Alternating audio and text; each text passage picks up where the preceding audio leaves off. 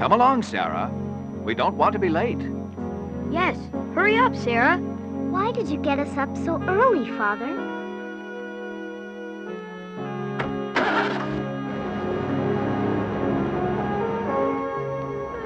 She's right, Father. My alarm won't go off for another 45 minutes.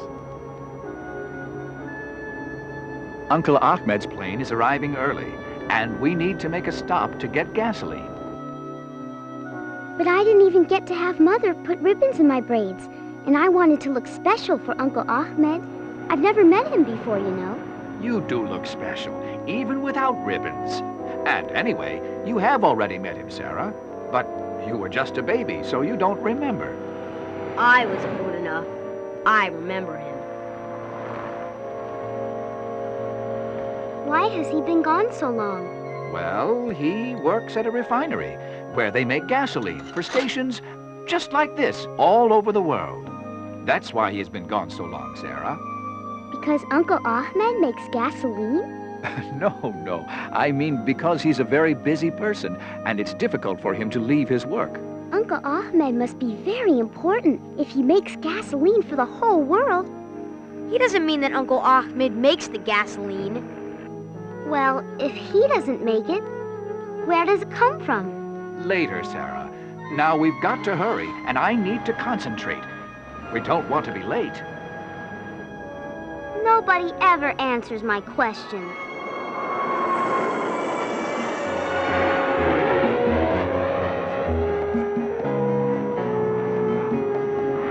Your uncle's plane is just landing. I think it would be best if you wait right here. Jamal, you know her curiosity. Please don't let her out of your sight. I still wish someone would tell me where the gasoline comes from. When you meet Uncle Ahmed, you will be able to ask all about gasoline. Nobody pays any attention to my questions. Sarah, where are you? I'm thirsty. I want a drink of water. Oh, okay. Come on. There must be a fountain nearby.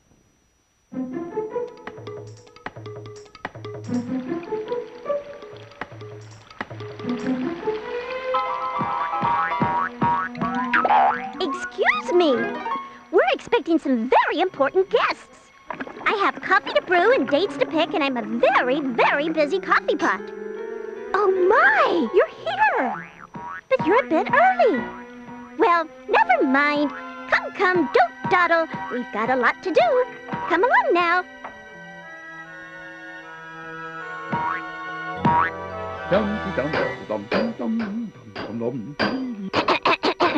Hey, boss. Not now, Spout. I've got to get this banner up, and then...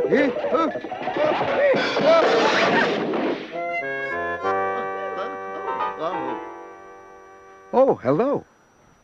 Please do sit down and have some dates. Some fruit. Some juice. How about some juice? Well, what would you like? I would like to know who you are. I am Salam. And you are Jamal and Sarah. Now, what would you like with your juice? I'd like to know where this place is, and where the airport is, and where our father is gone. My, you are full of questions. But it's your sister's question that I've come to answer. My question? But I didn't ask you a question. I'm sure it was your question that brought you here. What question? Sarah wanted to know... Where gasoline comes from. Yes, and I'm here to show you where gasoline comes from. So, on your feet, my friends. We have lots to see and much to talk about. How long will this take? Our father and uncle will be worried about us. No need to worry about time. Spout, will you please show our friends the time?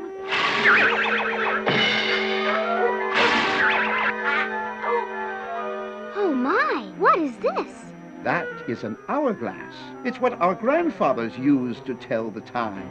To answer Sarah's question, we have to go back in time, millions of years. Where are we? Right where we were when we started, but millions of years before it was a desert, when large areas of the Arabian Peninsula were covered by the sea. It was covered by water? Most of it. Sarah, the first clue to your question is here. Here? Actually, down there, under the sea. That is where we must go. How are we going to do that? Uh-oh, here we go. Spout, we need something to carry us through the ocean deep.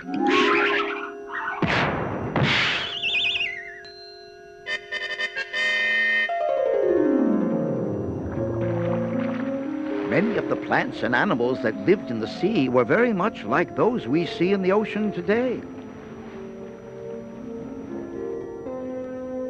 As the sea life died, it settled on the ocean floor, collecting in thick layers of organic matter, where it was covered by silt and sand. Millions of years passed.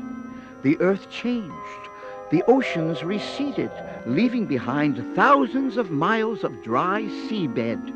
The seabed was buried deeper and deeper beneath the earth's surface, under layers of sand, stone, and clay. So all that organic matter stuff is just lying there, squashed thousands of meters below us? How do we know that? Yeah, I don't see anything but sand out there. Allow me.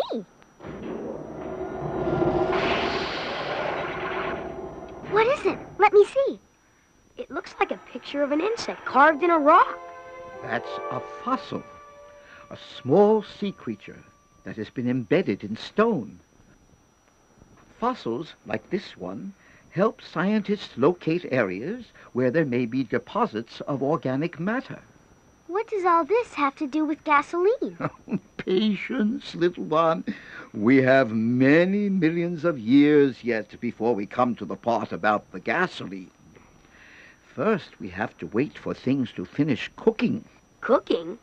Who's cooking? Spout, would you kindly make the appropriate modifications?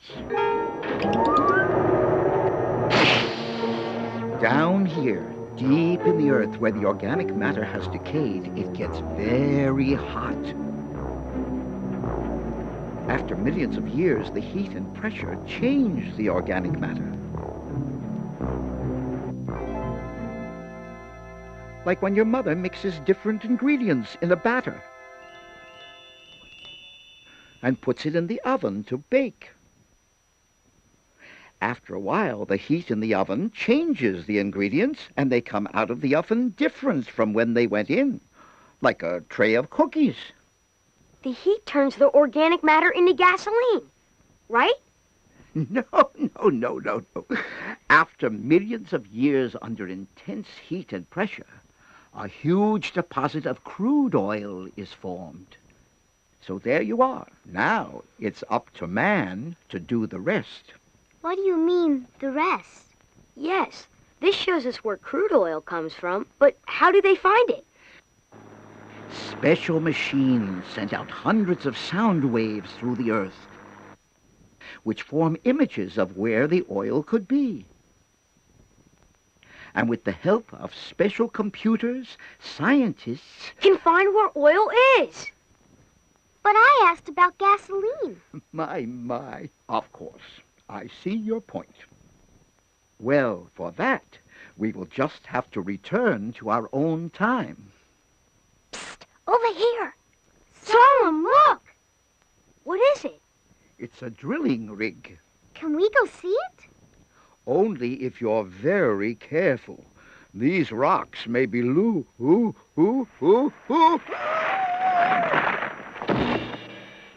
He needs to heed his own advice. Drilling rigs like this drill thousands of meters through sand and rock to reach a crude oil deposit like the one we saw. Spout, a drilling bit, if you please. But the rock is so hard. Drill bits are made of very hard steel and are designed for tough work. Each of these wheels has rows of teeth that chew through all that rock, sand, and limestone. That long shaft the bit is connected to is called a drill string. How long does it take to get to the oil? It's a very slow procedure. It takes days, sometimes several weeks of drilling before a well is complete. And then what happens? The well is capped, and a special valve is installed. Underground pressure forces the crude oil into the bottom of the pipe. It rises, passes through the valve, and then flows into the pipeline. Where does the pipe take it? Oh, yes. Let's follow it. It's a very long way. I think we shall need Spout's help once again.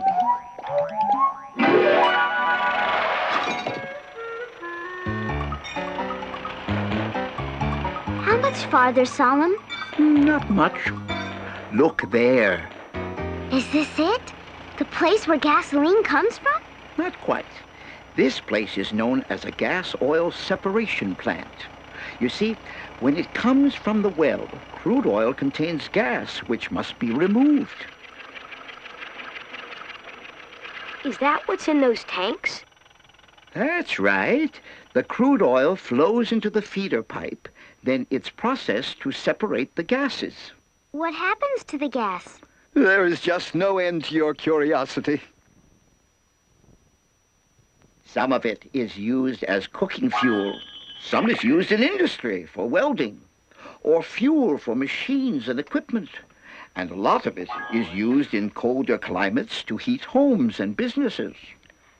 And the crude oil, where does that go after the gas has been removed? For that, we must follow another pipe. Now, let me see. So many pipes, so confusing. Spout, I think you better take over. Okay, hang on.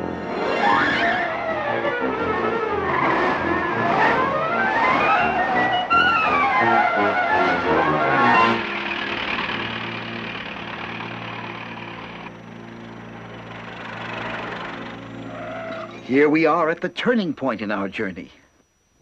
What do you mean, turning point? Well, from here, some of the crude oil is carried off to be used here in Saudi Arabia, while the rest of the oil continues along in the first pipe. And I think if we're going to follow it, we need to modify our mode of transportation.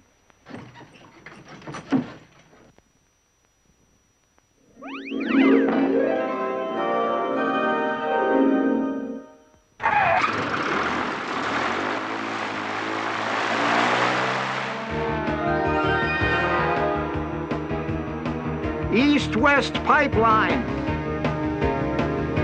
Mountain of As-Sarawat. Red Sea. Yanba. Storage tanks. One of those tanks can hold up to 1.5 million barrels of crude oil. Where does it go from there, Solemn? All over the world, every day, giant oil tankers arrive here at Yanba and at the Ras Tanura terminal to take loads of crude oil to the four corners of the earth. What do they do to it there? The same thing we do. Remember our turning point? Well, let's go back there and follow the other pipe to the Ras Tanura refinery terminal.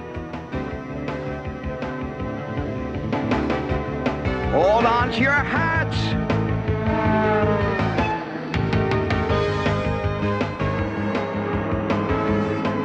Oh, so this is where gasoline comes from. Yes, the Ras Tanura refinery. How, Solemn? How do they make it? It's really quite simple. Crude oil is made up of many different ingredients, like soup. A little bit of this, a touch of that, a pinch here, and a dash there.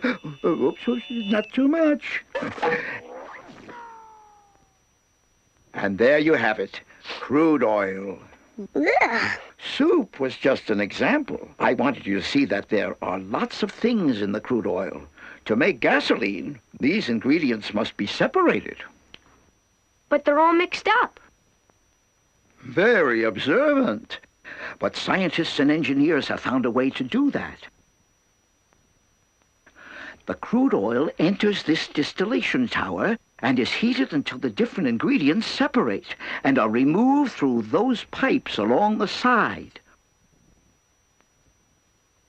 Scientists have also learned how to turn those ingredients into useful products. Let's see now. How can I show you? Oh, yes, of course. Fuel oil for ships and to make electricity. Diesel fuel to run large trucks and to operate industrial equipment. Kerosene to make jet fuel. And others which are used to make cloth, plastic containers, videotapes, hairbrushes, tires, transparent food wrap, film, carpets, soap, crayons, paint, linoleum, ink, styrofoam cups, and hundreds of other things used all over the world. Wait a minute. You didn't mention gasoline. I was saving the best for last. You see, one of the ingredients separated from crude oil is a liquid called naphtha. And it is naphtha that is treated to make gasoline. Treated? Let's... Come on now, you can do it. Let's suppose you want to build a wall. What's the most important thing you need? Bricks. Right. Bricks. Bricks. Bricks! Please. Yes. Well, now what? Stack them in rows. Well done. But what's this? What happened? You didn't use any cement. You need cement to hold the bricks together. That's right. You can't build a proper wall without using cement.